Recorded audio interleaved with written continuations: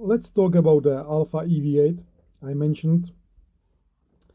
So Alpha EV8 was a digital monster CPU which was actually cancelled, but it's really hard to find some information, but I was kind of successful.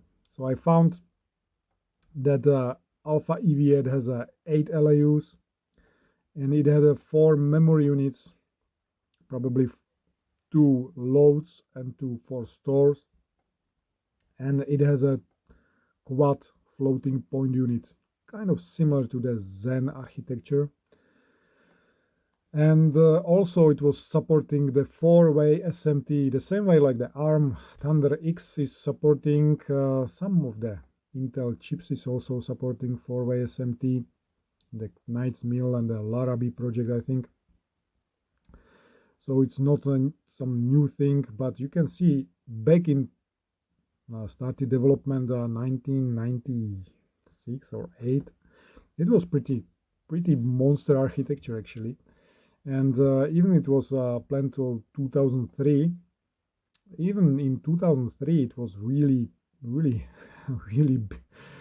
really big architecture, because 2003 it is somewhere where the Athlon 64 they came. So it is the it would probably outperform Intel server chips. That's why Intel bought this division from Compaq and cancelled. They just gained the patents in there. So yeah, thank you Intel for retarding CPU development at least 1 or 2 decades. Yes, but yeah, you can see that Apple is not the was not the only monster CPU. There was even something much more bigger and even in a bigger history. And let's talk about also AMD K12. It's really hard to find any information because it was cancelled and there is no official info about the architecture. But I found on some forum, Real World Tech forum, and there was one guy who was mentioning that it was because it was aimed for the same die size as the Zen. It was the sister core actually. So it, in terms of resources and execution units, it should be really similar. But because ARM has a simpler decode, so they can save some transistors and some power in the front end. You can use those saved transistors to build a wider backend, which is actually happening here.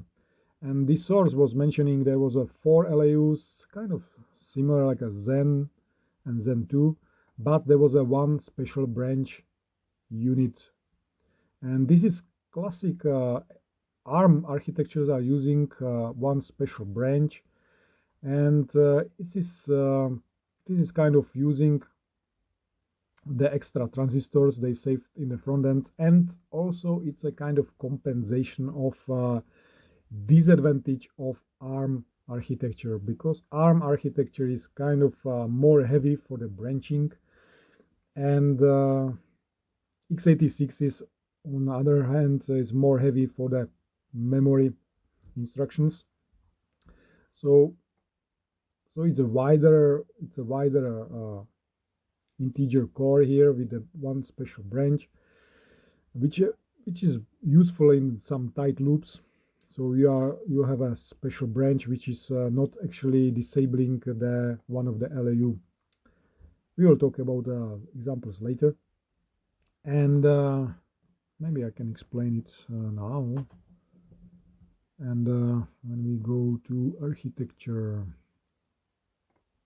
yeah, let's compare it here. For example, you can see here this Cortex.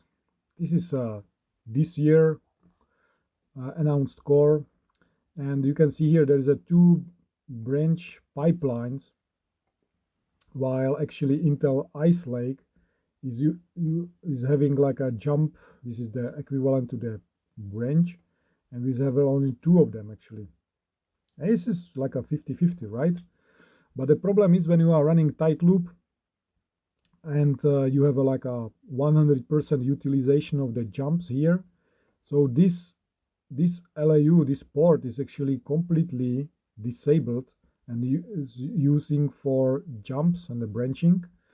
And in some really heavy loop, you might have also sometimes jump here. So actually you are running like a 2 LAUs and sometimes this one. So actually your CPU is reduced to 2.5 LAUs. And if we compare here with the ARMs, they have 2 extra pipelines for the branch. So if they are running tight loops, those are fully utilized with the branching, of course, because there is only this function. But the tight loop has available 4 LAUs, full 4 LAUs here. It's not reduced like 2.5, but it has still available 4 LAUs here. This is a lot actually. So this extra branch pipeline is really useful, and you can see it also here in the Cortex A75. You can see here, even in narrow core, it has only 2 LAUs here, but it has a separated branch port in here. So again, it's really useful. And I don't have here the bulldozer architecture, but the bulldozer core has also 2 LAUs, and one of the LAU is the branch here. So when you are running a lot of tight loop, a lot of jumps, actually the bulldozer core is reduced to 1.5 LAU or maybe only 1. So here it comes the really low IPC from the bulldozer cores. This Cortex A75 is kind of better because the tight loops still have 2 full LAUs available. So yeah, so it's this is the advantage of the special pipeline, but it costs you some transistors and some planning for the scheduler, so it's not completely free actually. In compare, if you are wondering about the Zen 2 architecture, Zen 2 have a branching here and to share with those 2 LAUs, and this is for the division and this is for the multiplication. So you can see the comparison, just a quick comparison. If you compare to Cortex X1, Cortex has a 1 division unit, but actually 2 multiplication units. So it's and also it doesn't suffer from the tight loops here. So yeah, in theory, this Cortex X1 should be much more performant than the Zen 2 architecture actually. And if you calculate also the microops per cycle, Zen 2 is 11 microops and Cortex X1 is 15 microops per cycle. And yes, this is the cell phone, this is the smartphone core, which should be available next year in the smartphones, and it should be like a 30-40% in theory higher IPC than the Zen 2. And you think this is just a theory. It's actually not just the theory. The ARM actually predicted the performance 20% above A77, Cortex A77, and Cortex A77 is like this has the same IPC as a Zen 2. So actually, yes, this Cortex X1 will outperform Zen 2 architecture. Next year, smartphones will have a higher IPC than the Zen 2. And what is more tragic here is that the 20% more higher IPC than Zen 2 means that even Zen 3 will not able to outperform this Cortex X1. This is kind of tragedy. And because if you look at the Apple A13 here, this is absolutely monster. It can do like a 19 microops per cycle. This is absolutely monsters. And it has like a 9 wide integer here. It's like it has 2 division units. You can see here division units, 2 of them, 2 multiplication, and 6 shifts. absolutely, and it can do 3 branching per cycle. This is like a, in the division units is doubling the Zen 2, in the multiplication is doubling also Zen 2. Ice Lag has a Ice Lag is good because Ice Lag has a 2 multiplication, so it's kind of keeping the same speed as Apple, but in terms of shifts, there is only 2 shifts. Apple has a 6 shifts, so it's like a triple. I don't know about the AMD, how many shifts is here, but I assuming maybe all 4 of them is absolutely monstrous. You can see 19 micros per cycle compared to 11 microops per cycle with the Zen 2. Yes, theoretically, Apple A13 is really about 80% higher IPC, and it really corresponds to the benchmarks. And yes, it's yeah, but when I said even Nuvia Phoenix will be something bigger than the Apple, and the Cortex is also being big beast. And next year is coming a new architecture, because this Cortex X1 is the 3rd generation of the Austin cores, but the next year is coming the brand new super wide architecture, kind of similar. This architecture could be similar to this Apple A11, A12.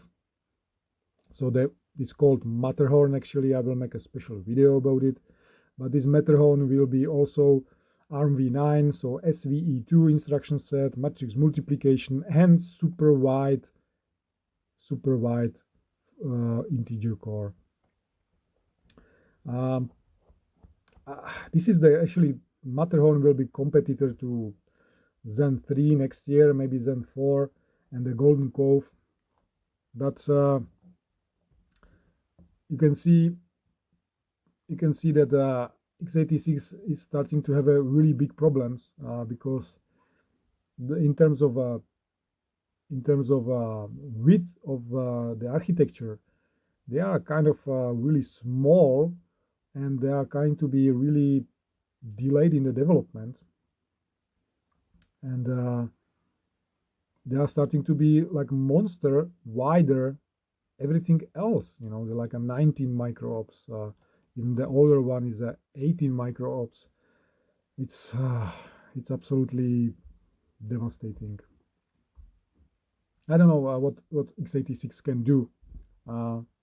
If Zen 3 will be something really conservative, something like Ice Lake, I will make a special video about Zen 3. I will try to predict what can do, but I don't think so that they can jump right on here like an Apple architecture. I don't think that Apple and neither Intel can do overjump like a 4 generations of CPU architecture. They will need to start from the scratch, and I don't think so it's possible actually, because I think there is a lot more development in the out of order engine, which is actually keeping those execution units let's say efficiently used. And I think there is a biggest magic is in the out of order mechanism, not in the execution units. Execution units are only the indication. Actually, it's the workers. It's just the hard working stuff which is processing the data, but you cannot make this wide architecture without some efficient way how to keep them fed, and you cannot develop it within one generation. Actually, even Apple didn't.